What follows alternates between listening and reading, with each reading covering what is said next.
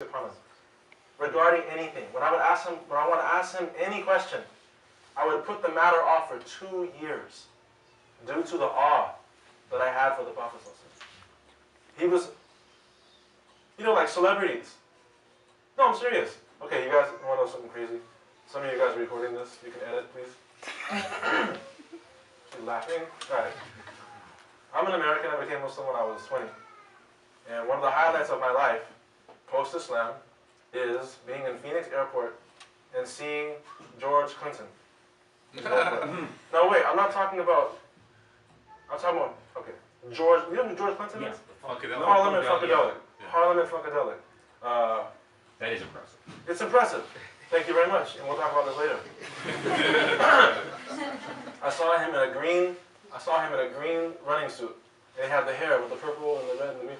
Oh, so the conservative look that day. Conservative, rather conservative. He was just low profile. Of course. Man, I saw him, I couldn't believe it. I couldn't believe it. And I went up to him and said the most stupid thing you could ever say. And I won't repeat what I said.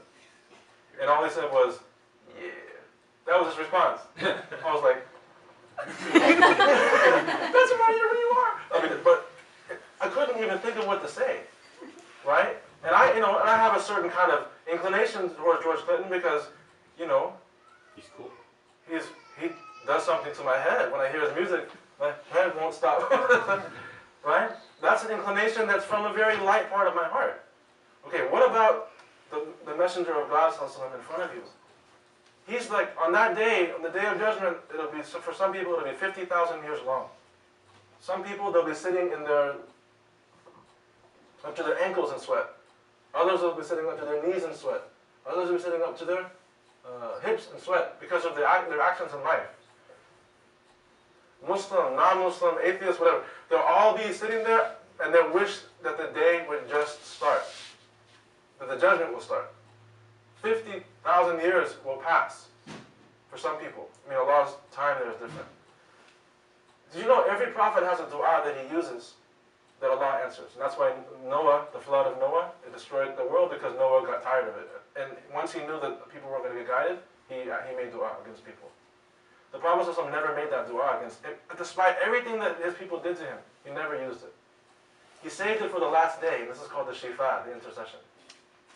On that day, when people are standing there in 50,000 years, waiting and waiting and waiting, the Prophet will stand up and he will make intercession for people, so the day will just begin.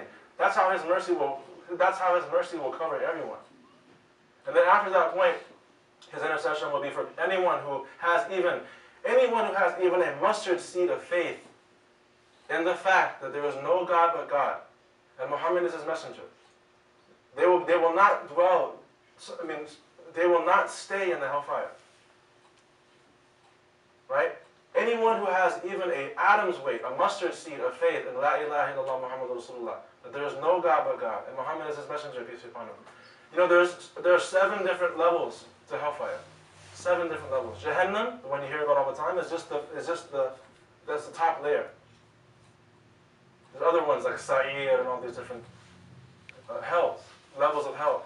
Jahannam itself is where the believers who have committed major wrong actions will go inside. May Allah save us from that. Look, if you committed a major wrong action, find out what they are, no big deal, make tawbah, Allah will forgive you. It's only if you leave this world without having made tawbah. Right? Tawbah is repentance. So, the Prophet ﷺ, he will literally make sure that not a single person is left behind in the hellfire. So if you have even an atom's weight of faith in the fact that there is no God but God. I don't worship stones, I don't worship people, I don't worship plants, I only worship the creator of those things. If that's in your heart, and you believe that Muhammad ﷺ is the messenger of God, he's the last and final messenger of God, and you leave this world, it's bushra, it's glad tidings for you. Either you're going to go to heaven straight up and down, without any detours, or you might have a little detour, but it's not permanent. So we're not like Christians who just say, yeah, it's all good, man. We don't believe that. I mean, it is all good eventually, but you got to be responsible. You're driving in a car. I come from Georgia, right? I don't know if you guys know that. I'm actually from Georgia originally. You're driving in the car in Georgia, and it's the Bible Belt, that's why I'm using the example. You're driving along and you see a red light, there's nobody around. It's an intersection, four-way intersection. You just like, you gun it through it. Here comes the cop. The cop pulls you over. What do you say?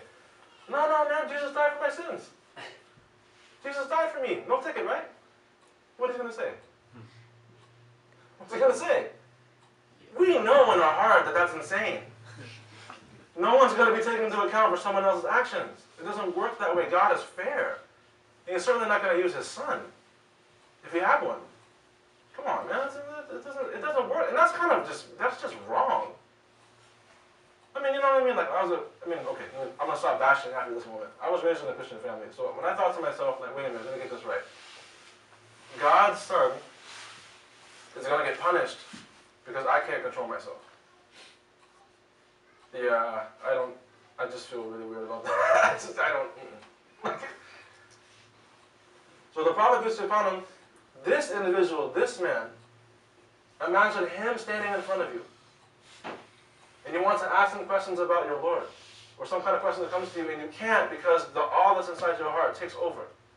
And you're standing in front of him. This particular Sahabi, it would take him 2 years to ask a question.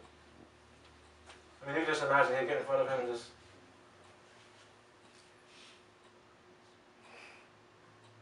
Yes, Bada?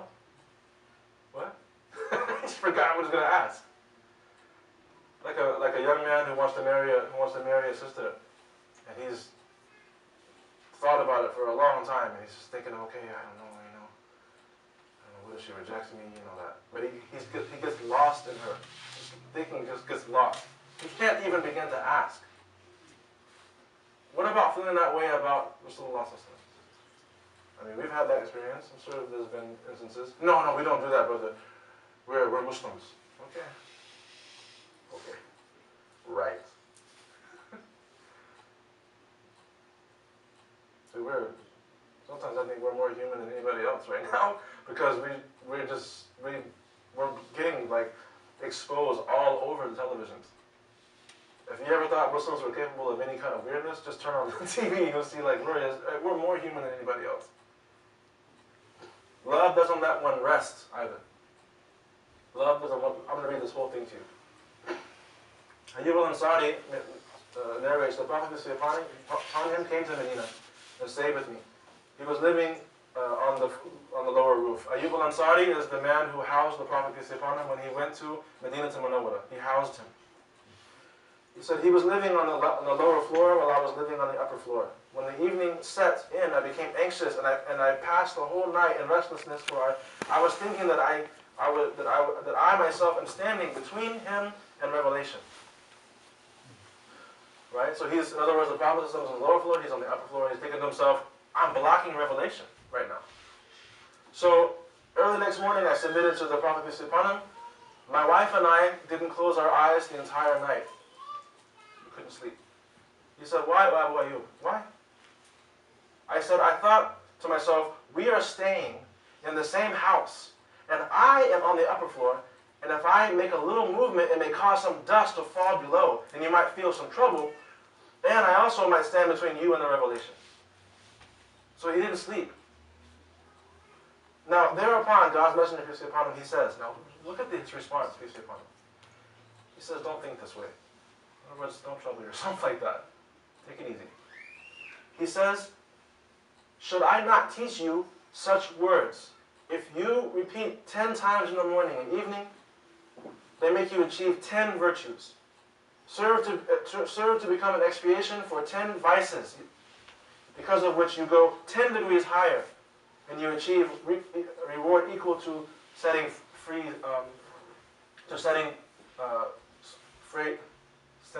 slaves free. I had to get it out faster from my mind. Right? Because at that time, the Prophet ﷺ, he used to encourage the Arabs, because they had slaves. He would encourage them, free them, free them, free them. That's another vice that the Prophet ﷺ was ridding of the community. So, what I want to point out is this. The Prophet ﷺ realized and saw in him the love that he had, and the etiquette that he had, and the attention that he had, and how he stayed up the whole night. So the Prophet ﷺ saw the love that he had, and as a response, he gave him this dhikr. Now, if we ourselves have this kind of relationship with the Prophet, peace be upon him,